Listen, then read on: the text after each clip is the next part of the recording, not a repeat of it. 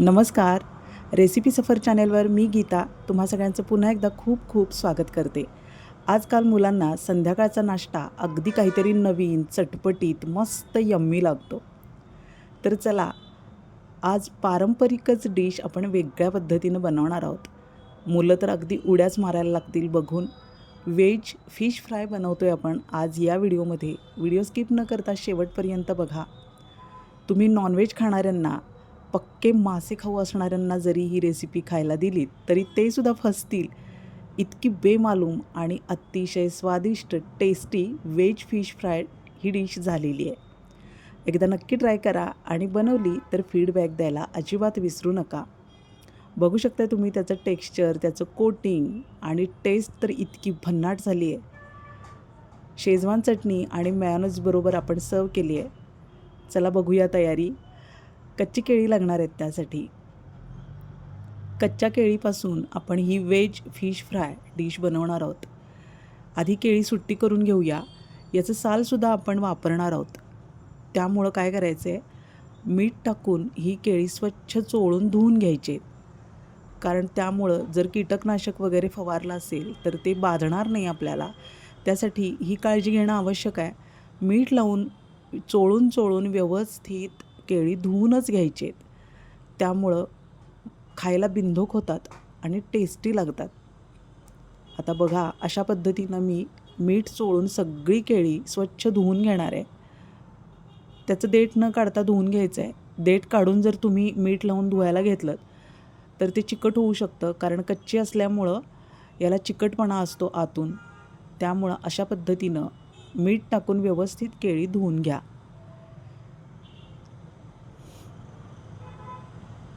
स्वच्छ धुवून घेतलेले आहेत मी 2 पाण्यांनी. आता आपण कट द्यायचे आहेत याला. एका विशिष्ट पद्धतीनं कट करायची असतात ही केळी व्हेज फिश फ्रायसाठी. आता बघा, सालीसहित आपण कट करतो आहे. तिरपा कट द्यायचा आहे. त्यामुळं काय होईल, सुरमई फिश जसा असतो तसाच त्याला सेम आकार येईल. पातळ कट करायचं आहे. खूप पातळ नको किंवा खूप जाडसर नको. आता हे जाड कट झालेले आहेत, ते थोडे नंतर मी कट करून घेणार आहे. पण बघा, अशा पद्धतीनं पातळ काप आपल्याला काढून घ्यायचे आहेत.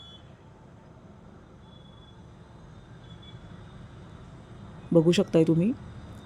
कच्ची केळी आता सहज उपलब्ध असतात सगळीकडे.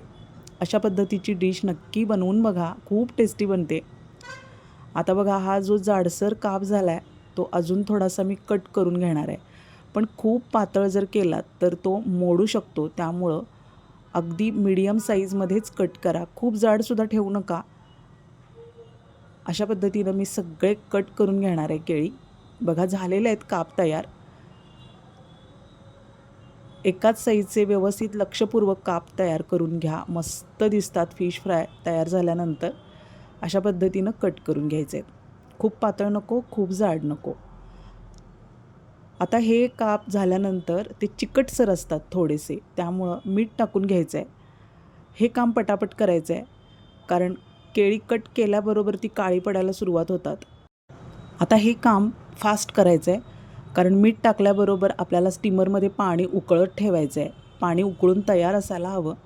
पटापट केळीचे काप ठेवून द्यायचे आहेत, कारण ते लगेचच काळे पडायला सुरुवात होते. त्यासाठीच आपण मीठ लावलेलं आहे. सगळे काप अशा पद्धतीनं रचून घेऊया. हा स्टीमर 3 कप्प्यांचा आहे, पण त्यातला एकच कप्पा लावला आहे मी. पुरेसा होतो. अशा पद्धतीनं तुम्ही केळी एकावर एक रचून घेतली तरी चालतात. वाफ व्यवस्थित लागते. फक्त 5 ते 7 मिनिटांसाठी केळीला वाफ देऊन घ्यायची आहे. आणि यासाठीच काप खूप पातळ करून चालणार नाहीत.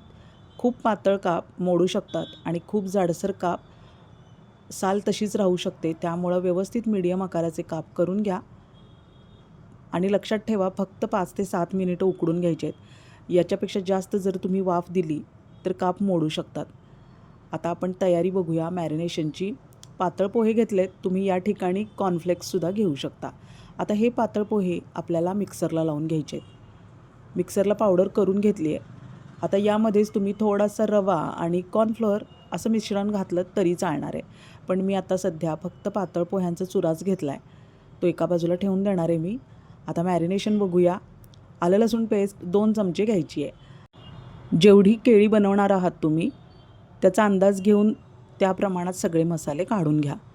आता या प्रमाणासाठी मी 2 चमचे घेतलेत. अर्धा चमचा टाकली हिंग. त्यानंतर मीठ टाकायचे चवीप्रमाणे. कांदा पावडर आहे ही तुमच्याकडे जर अवेलेबल नसेल तर नाही टाकली तरी चालणार आहे. खूप छान लागते टेस्ट, त्यामुळे मी टाकलेलं आहे, माझ्याकडे होती म्हणून. आता त्यानंतर गव्हाचं पीठ टाकायचं आहे. मैदा किंवा गव्हाचं पीठ, पण गव्हाचं पीठच टाका शक्यतो, मस्त लागतात काप. 2 ते 3 चमचे घ्यायचे आहेत. कापांना जेवढं पुरेल त्या प्रमाणात तुम्ही पीठ घेऊ शकता. हळद टाकायची आहे 1/2 चमचा.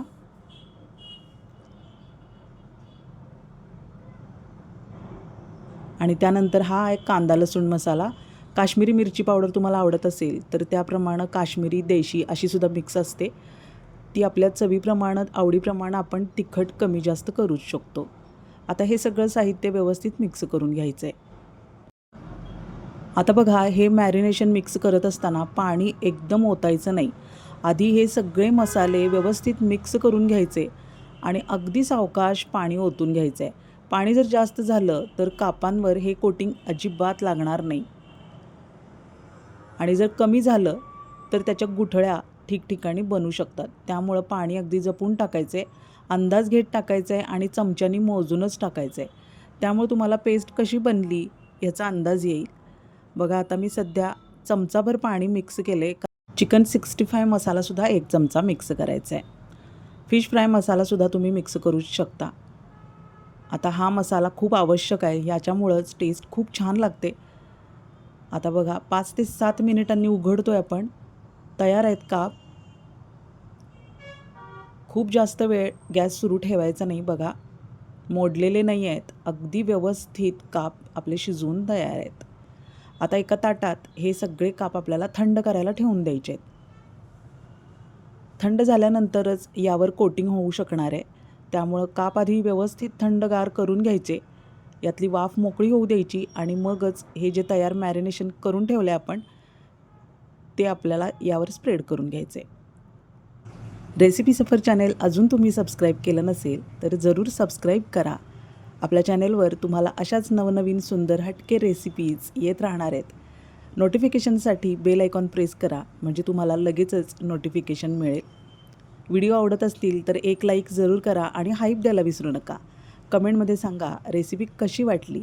शेअर करायलासुद्धा विसरू नका. आता बघा, हुबेहूब फिशचा आकार येण्यासाठी आपण याला छोटे छोटे कट्स देऊन घेणार आहोत. काप थंड झालेले आहेत हे लक्षात घ्या. आता याचा जो मधला पीस आहे अगदी छोटासा, तो अशा पद्धतीनं कट करून घ्यायचा आहे. बघा, सालसुद्धा त्याची अगदी मऊसूत झालेली आहे, कारण ही सालीसहित आपण खाणार आहोत. बघा, अशा पद्धतीनं हे कट्स देऊन घ्यायचेत, म्हणजे त्याला हुबेहूब फिशचाच आकार येतो आणि अगदी नॉनव्हेज खाणारेसुद्धा फसतील इतकी सुंदर ही डिश होते. म्हणजे दिसायलासुद्धा फिशच दिसते आणि खातानासुद्धा अगदी फिशसारखीच लागते. नक्की बनवून बघा ही डिश, तुम्हाला आवडणार आहे. मुलं तर अगदी कल्ला करणार आहेत ही डिश बघून. आणि तुम्हालासुद्धा कशी लागली हे नक्की सांगा कमेंटमध्ये. अशा पद्धतीनं मी हे सगळे काप कट करून घेणार आहे. आता यातले जे छोटे छोटे तुकडे निघालेत ते टाकायची काही गरज नाही. त्याचं भरीत होऊ शकतं किंवा भाजीत आपण वापरू शकतो. कोणत्याही भाजीत टाकले तरी चालतात किंवा याची सेपरेट भाजी बनवली तरीसुद्धा चालणार आहे, छान लागते. त्यामुळं आमटी किंवा भाजीमध्ये हे छोटे तुकडे तुम्ही, हे बघा अशा पद्धतीनं मी वेगळे काढले, ते तुम्ही त्यामध्ये वापरून घ्या. काप खूप जाडसर नाही आहेत किंवा खूप पातळ नाही आहेत, त्यामुळं आपण व्यवस्थित कट करू शकतो आहे. बघा, अगदी हुबेहूब आला आहे ना आकार. रेसिपी आवडली असेल तर एक लाईक जरूर करा. काही कमी जास्त झालं असेल तर सांगायला विसरू नका कमेंटमध्ये. अशा पद्धतीनं मी सगळे काप आता तयार करून घेणार आहे.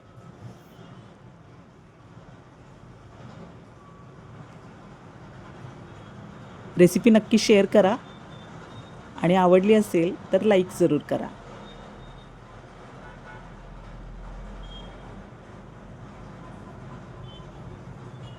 सगळे काप मी असे करून घेतलेत बघा. आता आपण हे जे कोटिंग करून ठेवलं आहे मॅरिनेशन, आता ही पातळ पोह्यांची पावडर आहे, याच्या जागी तुम्ही कॉर्नफ्लेक्सचा चुरा वापरू शकता किंवा रवा आणि कॉर्नफ्लोअर असं सुद्धा तुम्ही कोटिंग वापरू शकता. मस्त टेस्टी मॅरिनेशन तयार आहे. आता आपण हे कापांवर व्यवस्थित स्प्रेड करून घेऊया.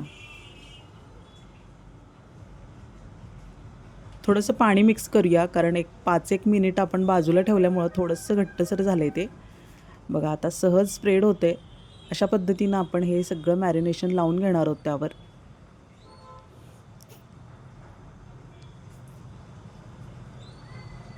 आणि लगेचच ते पोह्यांच्या चुऱ्यामध्ये असं घोळवून ठेवायचे, त्यामुळे त्याला कोटिंग व्यवस्थित होतं. सगळे काप तयार करून घ्यायचे किंवा 5-6 तुम्ही तयार करून ठेवले आणि लगेचच तळायला घेतले तरी चालणार आहे. एका बाजूला तेल तापायला ठेवले मी. तेल एकदा तापलं की गॅस मीडियम करायचा. गॅस खूप कमी नको किंवा खूप जास्तही नको. कमी ठेवला तर तेल पिणार आहेत काप, आणि जास्त ठेवला तर करपू शकतात आणि त्याचं कोटिंगही पटकन निघू शकतं. त्यामुळे गॅस मीडियम करा आणि तेल तापून तयार ठेवा. आता अशा पद्धतीने हे सगळे काप आपल्याला घोळवून ठेवायचे आहेत पोह्याच्या चुऱ्यात. सावकाश आपल्याला तेलात सोडून घ्यायचे. बघा तेल व्यवस्थित तापलं आहे. आता हे छान तळले जाणार आहेत.